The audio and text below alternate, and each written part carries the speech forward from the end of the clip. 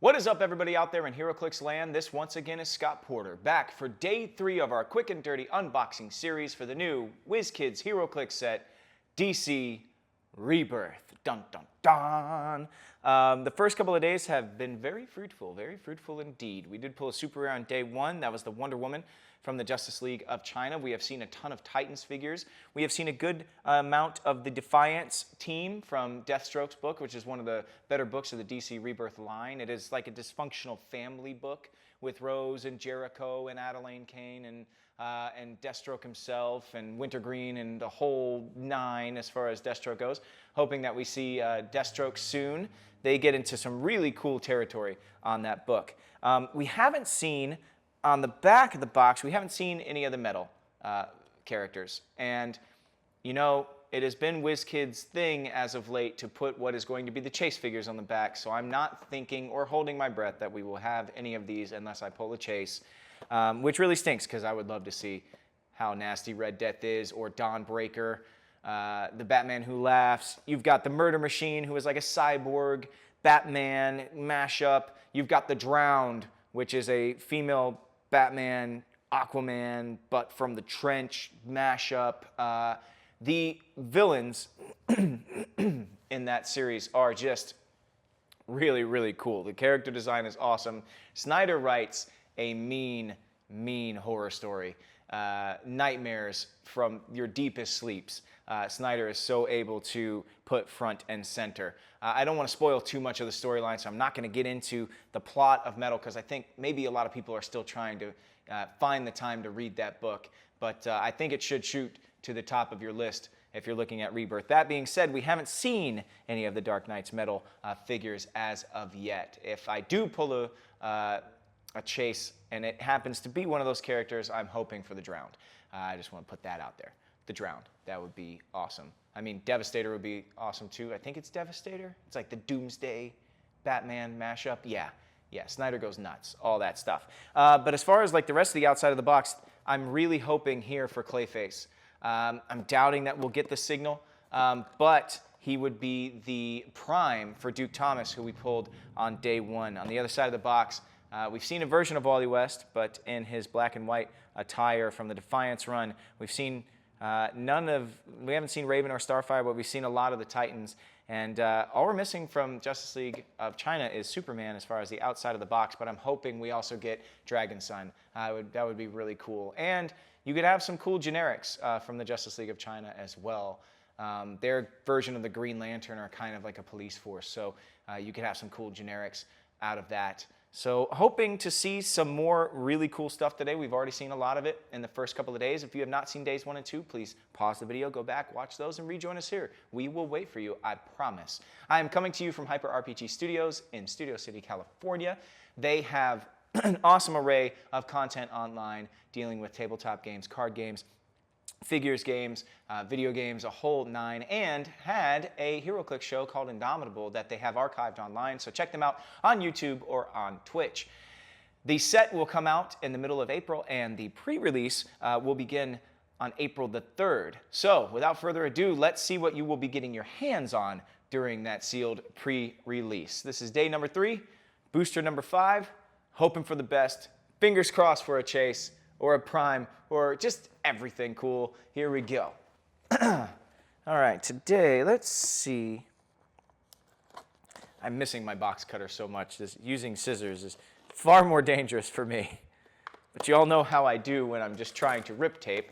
I'm not a weak guy, but tape really gets the better of me on a normal basis here. All right, let's see. Ooh, all right. Hey, we got Deathstroke. Oh, and he's a super rare. And, oh, I think he is Speed Force Deathstroke. Yeah, he looks wicked. Oh, he looks awesome. Okay, right next to him, we've got Veronica Kale. Right next to him, oh, one of my favorites of all time, Nightwing, who I've had the pleasure of voicing in a couple of video games, so I'm very, very excited to see what he does. Power Girl, who we saw yesterday, and the Titans version of Wally West III, otherwise known as Kid Flash, in Rebirth. We are getting a lot of Titan / Defiance characters. I think we're getting 2 versions of each of these characters. I'd be surprised if we don't see 2 versions of Terra, 2 versions of Jericho, 2 versions of Wally West III, 2 versions of Power Girl, the new one, Tanya Spears, who we just pulled today. So that takes up about 8 slots, plus however many versions of Deathstroke we get.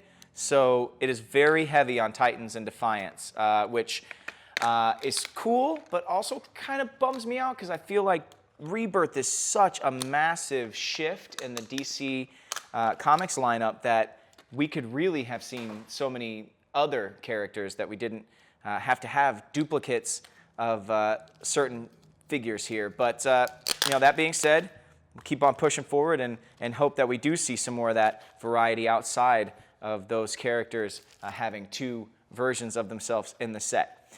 We have already seen the Power Girl, Tanya Spears, so I'm going to set her to the side. I'm going to start with Veronica Kale here. Very simple. She's definitely yelling at somebody. The old finger point there. Let's see. She's the second character that we're seeing from this Godwatch team. We saw Demos the other day, which pretty much guaranteed that we would be seeing Phobos. She has the Godwatch and Scientist keywords. Set number 24, you are no better than I. Trait. During force construction, if a character on your force has the Amazon or deity keyword, Veronica Kale gains that keyword. Godwatch. If an opposing character has the Amazon or deity keyword, friendly characters with the Godwatch keyword modify their combat values by +1, also a shared trait. And a trait, Crush Wonder Woman and her legacy. It's a special damage power, sorry, not a trait. Outwit and Perplex. When Veronica Kale uses Outwit to target a character with the deity keyword, she may choose 2 powers instead of 1. When Veronica Kale uses Perplex to target a character with the deity keyword, she may choose 2 different combat values instead of 1. She's a real hard-on for the gods out there. There you go, the back of her dial. She is very big if you're going to be facing a bunch of Wonder Woman. If you know ahead of time that you're going to be facing a good amount of characters with the deity keyword, this Godwatch team is going to be nasty against them. And their shared trait is actually pretty great. I'm going to move straight into Kid Flash. Let's see. Take a look at his sculpt there. Of course, we've been seeing these flashes for a while now. That sense of movement behind them with that translucent sculpt, you know, he's coming to a halt there. The Defiance Kid Flash had a lot of really cool version powers that you haven't seen in a Flash before. He has flight with his tornadoes and everything. So hoping this Kid Flash has some cool stuff as well. But it looks like he's pretty cut and dry. So these Titans versions of the Defiance characters we're getting are definitely rookie versions, so to speak, of these characters. All he has is the Titans Reborn trait. When Kid Flash is given a move action after a resolutions, he can use the Titans team ability at no cost, which is in itself a very cool shared trait to have for all of these Titans. He has Central City, Teen Titans, and Speedster keywords. He's set number 5. He comes in at 50 points. Here's the back of his dial, only 4 clicks long. The Defiance version of him is allowed to rack up tokens on successful attacks that extend his movement. I mean, has a really lot of cool self-synergy with all of his powers and how they work together. This one is pretty much a bare bones, which bums me out a little bit that our Titans versions are just bare bones versions of these characters. That being said, they come in at a lower point cost, and who knows, they might play better together as a unit than the Defiance figures, who are a little bit more expensive, and you can definitely fit more of them on a team. Excuse me. By the way, I know the crowd wants to know, what am I drinking today? Orange vanilla Coke. It's so delicious. I love it. Creamsicle Coke. Get you some. All right, let's see. I need to get branded by Coke. I need Coke to jump in here. All right, Nightwing. Let's see. Oh, man. So good to have him back in black and blue. That black and red was, you know, was what it was, and then the whole grace and stuff was pretty cool, the super spy element and everything, but this is what Nightwing, in my opinion, should always look like. He's got Batman and Teen Titans team ability, which is great, so he's going to be fully stealthed all the time while still taking advantage of that Titans team ability as well. He's set number 10. He comes in with a split dial of 75 or 50 points. Batman family, Teen Titans, martial artist keywords, Titans Reborn trait, which we just saw on Wally. He also has a special damage power. Does your utility belt still have a fax machine too? Leadership, free, choose one, close combat expert, range combat expert, perplex, or outwit. Nightwing can use the chosen power until your next turn. So a little rotation of powers that he can pull from or access. Definitely looks like he has the best of both worlds. He has a really good 75-point dial and also has a little bit more of a bare bones 50-point dial, which the rest of the Titans that we've seen in this set have. So you'll be able to stack a bunch of those Titans on a team if you want to 50 points, 50 points, 50 points, build a team out that way, or you can utilize his higher version. I have a hard time thinking that I'll ever use his smaller, lower costed version. All right, into our super rare, Deathstroke. Now, I said Deathstroke's book is a family book, and it really is. Oh, man, look at his sword. Oh, that's awesome. A Speed Force sword. That looks so cool. Yeah, they really stepped it up for this sculpt here. He tries to harness the Speed Force, stealing it from the Wallies. I say the Wallies because it's both Wally West and Wally West III that he tries to harness the Speed Force through. And he uses it to try and go back in time to save the original Ravager, his son. And he does it for a good cause. And Wally actually, spoiler alert, Wally gives him the speed. I mean, you know, the spoiler's already been done because you can see that he's got the Speed Force on his sculpt here. But Wally gives it to him as long as Deathstroke makes a promise to do no more harm, to be a good guy. And Deathstroke goes back and things happen, and when he comes back, it's a bright, shiny, brand new day for Deathstroke. He dresses in white and black and recruits all these Titans to come and hang out with him, also dressed in white and black, all using icon suit technology and stuff, and he becomes a good guy all of a sudden after this storyline. But the speed power really kind of awakens a good side of Slade, a really high moral side of Slade, and you know, he makes that deal, basically, and says, you know, if I could save my son, I'll be a good guy. And he walks that line. And some pretty cool stuff happens after that. So let's take a look at his card. Let's see how just beefy this Deathstroke can be. Society, assassin, martial artist, soldier, speedster, keywords, borrowed Speed Force, hypersonic speed. When Deathstroke moves at least one square and hits one or more adjacent characters after resolutions, give him a speed token. Modified defense by +1 against range attacks for each speed token. When Deathstroke uses hypersonic speed, you may remove a speed token. If you do, he may be given a close or ranged attack action at no cost instead of making an attack. Ooh. I'll try over and over until I fix things is a special damage power he has. Exploit weakness, probability control. Each time Deathstroke's attack roll is re-rolled, immediately modify his attack by +1. Oh, wait a minute. Each time Deathstroke attack roll is re-rolled. Oh, man. So if you're trying to probability control him and every time you do that, he just gets strong. He's just a better and better attack. That's pretty nasty. It's definitely a deterrent from trying to use probability control on him. Golly, man. 7 clicks long. He's got some regeneration in there. He's got toughness on that top dial, so that's a little interesting because he doesn't have any way to dodge damage. Toughness only is going to be a tough sell, but the rest of his dial is really, really great. I wish he had a little bit more than that for the icon suit. Because in the books, when he finally starts using the icon suit, he takes punches from Superman.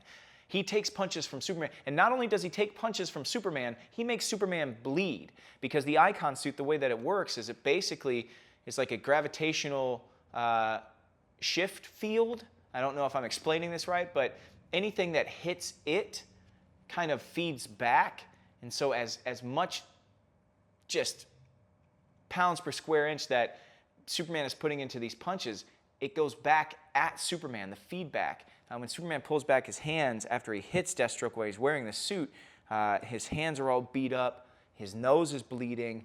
So just having toughness is a little bit of a tough sell for me with this icon suit active on this Deathstroke, but I guess you can't make him full icon suit and hypersonic speed all at once.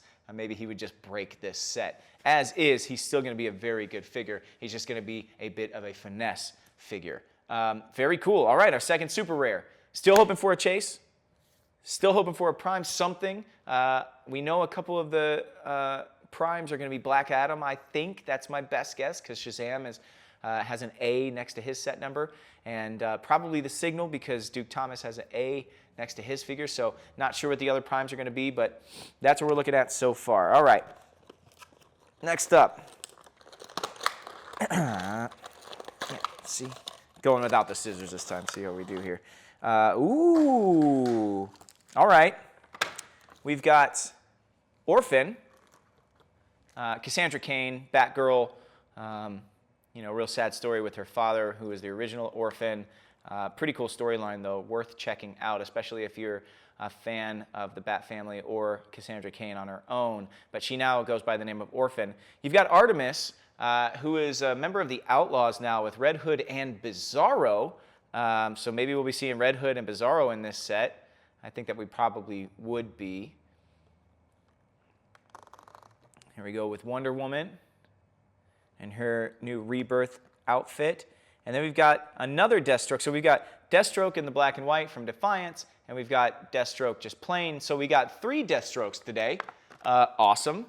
We got all 3 Deathstrokes I think that we will be seeing. I would have a hard time believing they're going to shove a 4th Deathstroke. But we got Speed Force, super rare Deathstroke. We've got regular set, regular costume Deathstroke, straight out mercenary style. And then we've got Defiance Deathstroke. I'd love to see, I guess, a lot of the Teen Titans that are on Defiance, you had a bare bone style with their plain clothes, and then you had like this beefy version of them with the Defiance style. I don't know how you strip down Deathstroke all that much, but we'll take a look at the 2 of those guys first and then get into Artemis and Orphan and Wonder Woman, who is sure to be a heavy hitter. I mean, she's on the front of the box, So let's see. I'll put the Deathstrokes out here together just so you can kind of see the difference in their color blocking. I love the white and black with the yellow piping. That's the coloring that the Icon suit uses, and Jericho's pretty much in that for the entire Deathstroke run. But it's just a really cool color blocking. When that team is all together, it looks pretty badass. We'll start with the first Deathstroke, and he is, in fact, set number 1. He is 100 points. He has, remember, we're getting paid as a trait. When Deathstroke KOs 1 or more opposing characters with an attack after resolutions, heal Deathstroke 2 clicks. What? He has a special movement power, the best there is, has charge and running shot, has Hive, Society, Suicide Squad, Assassin, Martial Arts, and Soldier keywords. There you go. All right. I mean, crazy solid dial. A lot he can do. If you look at that special power, gives him charge and running shot, and on top of that running shot, he has penetrating psychic blast. So a lot of damage options. He has exploit weakness at the top deuce, so he can charge or running shot with both of the damage reducing ignoring powers, which is just pretty nasty. So the Defiance version comes in at 75 points, actually, a little bit less. Defiance, Assassin, Martial Artist, and Soldier. Instead of remember we're getting paid being the trait, it's remember we're the good guys. When Deathstroke hits 1 or more opposing characters with an attack but none are KO'd, after resolutions roll a d6. On a roll of 3 to 6, heal Deathstroke only 1 click. Now he gets 2 back after he KOs a character with the other trait. Once the Terminator, now the Protector trait, adjacent friendly characters with the Defiance keyword can use Mastermind, but only to choose Deathstroke. If Deathstroke was damaged by an opponent's attack since your last turn, modify his attack and defense by +1. Very, very interesting.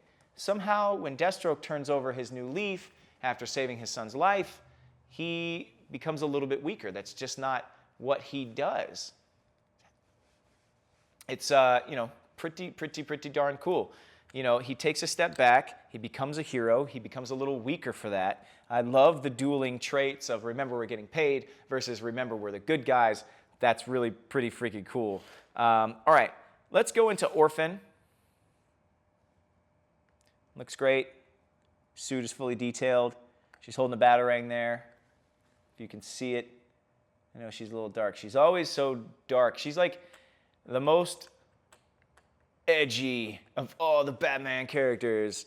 I really do like Cassandra Cain, though. But the storyline with her father is really cool. You should check it out if you get the chance. He was the original Orphan, or the character that was named Orphan. Set number 34, she comes in at 75 points. She has the Batman team ability. She has Batman Family, Gotham City, League of Assassins, Assassins, Martial Artist keywords, has a trait called a blade forged in the flames of hatred, honed in darkness, modify attack and defense by +1 for each adjacent opposing character, and a special attack power. Conflict is her element, Quake, Precision Strike, but may use it with any number of targets. That is very cool as well. All right, there you go.